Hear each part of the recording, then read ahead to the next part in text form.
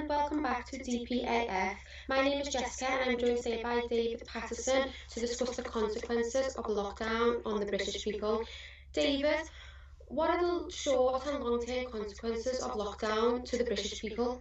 Well, I think that's a really good question, Jessica. I mean, obviously, the short term issues are kind of psychological. It's people, feeling discombobulated, feeling uncertain about the future, feeling uncertain about the present, not really knowing where it's all leading. Long term, I think that the consequences are even worse than that. They're financial, they're economic, and it's going to affect people's standard of living in an adverse way going forward. From younger people, less able to afford to have children, less job opportunities, lower incomes, higher taxes. The environment around where people live will be less nice. There will be less money for public services. The currency will be weaker. The the value of people's homes will be weaker. There'll be less home ownership, and it's a very, really, really bad state of affairs. And of course, in my opinion, that the costs massively outweigh the benefits. I think the benefits are negligible of the lockdown, if anything, but the costs are epic. And they'll last a generation. That's why I've been so against it. I mean, from a cost-benefit analysis point of view, the costs are so much greater than the benefits. If the benefits outweighed the cost, that'd be fine with me, but they don't. And also the impact on civil liberties. I mean, it's a totally new relationship now. Civil liberties are dependent on government permission rather than the government being, by, for, and of the people. We live in a world now of, government, but by permanent state of emergency, and people obviously feeling very frightened. And I don't think that's a good thing. I think it's a bad thing. Will adverse lockdown consequences fall more significantly on younger people? Yeah, they definitely massively fall more significantly on younger people. I mean, obviously, older people, their life expectancy from this point is less, nothing to do with the virus, just because they're older. So, as they pass away, they don't have to deal with the consequences of the lockdown. Whereas younger people who are going to live another 60, 70, 80 years will do. And, obviously they'll bear the cost because they are, of working age. They're trying to make money for themselves, for their families, to build families, and there's less and less of it, and struggle with things like unemployment, crime, social unrest, all these bad things. I mean, the financial health of a country, permeates through to everything else. It is a function of national stability, national happiness, national freedom. The less money you have, the more debt you have less security, less freedom, less prosperity, and a lower standard of living. That's why I'm against these sort of massive debt burdens that Britain sort of piles onto itself every year. I mean, we had an election just over 12 months ago. The two parties were talking about, who was going to, create less debt. I mean, the Conservatives said we're only going to spend 80 billion a year more than we bring in. Labour was saying, no, we're just going to spend 100 billion a year more than we bring in. What's wrong with just maybe saving a buck or two, or maybe just spend what you bring in? Why do we have to add 100 billion or 200 billion or 300 billion a year of new debt?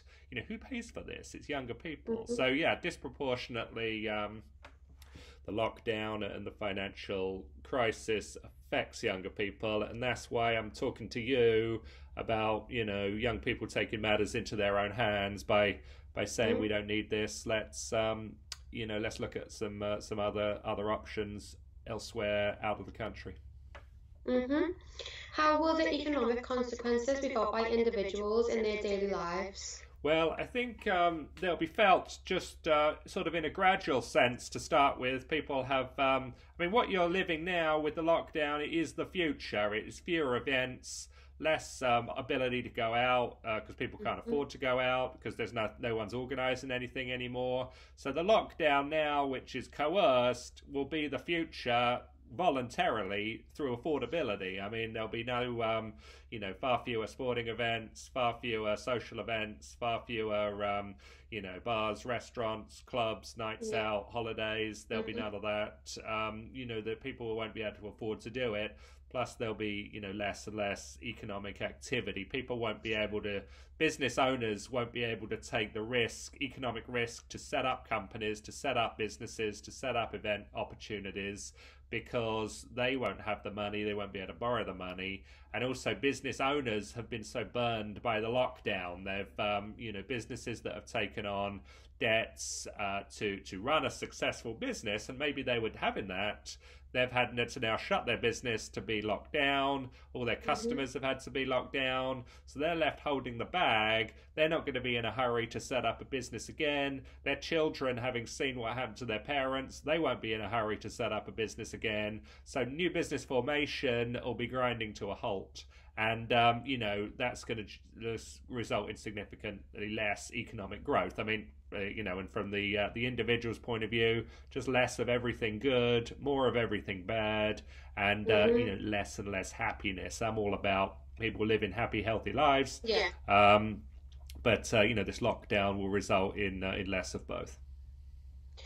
Are these negative outcomes universal, or do they just apply to British citizens? Well, I can only speak for really Great Britain. I mean, what there's been throughout the course of my life has been this notion that the West is sort of a wealthy part of the world, and the East, or the developing world, is sort of less wealthy, and now we're going to cross over.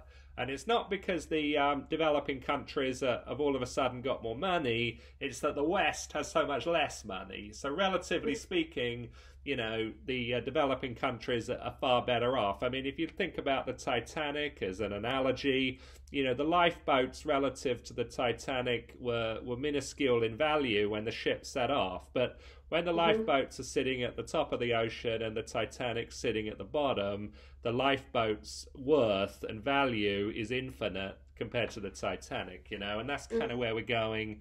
Western countries are going to go through this sovereign debt crisis, dramatically lower standards of living, whereas these developing countries are going to continue to develop, and they're going to develop at a more rapid pace because they're not subsidizing the US dollar, they're not subsidizing the pound.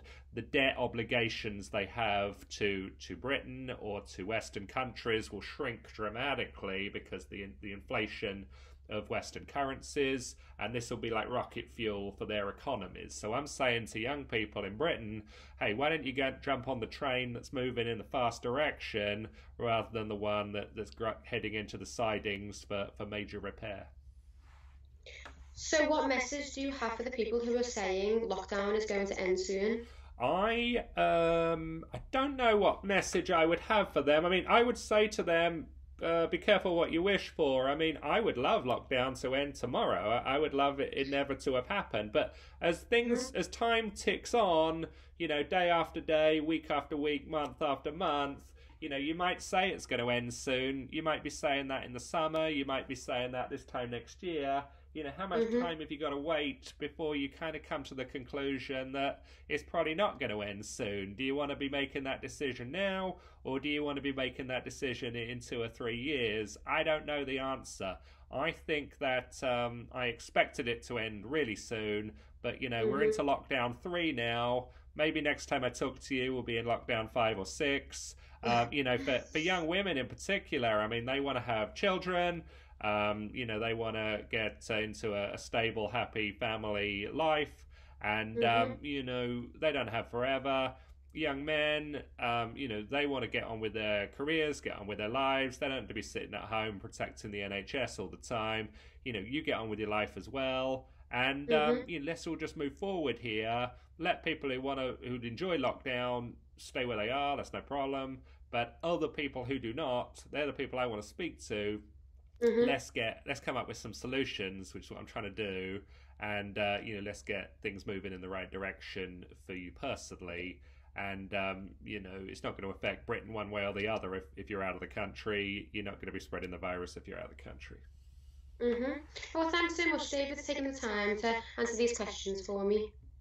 That's not a problem, Jessica. It's always nice to see you, and look forward to catching up again soon.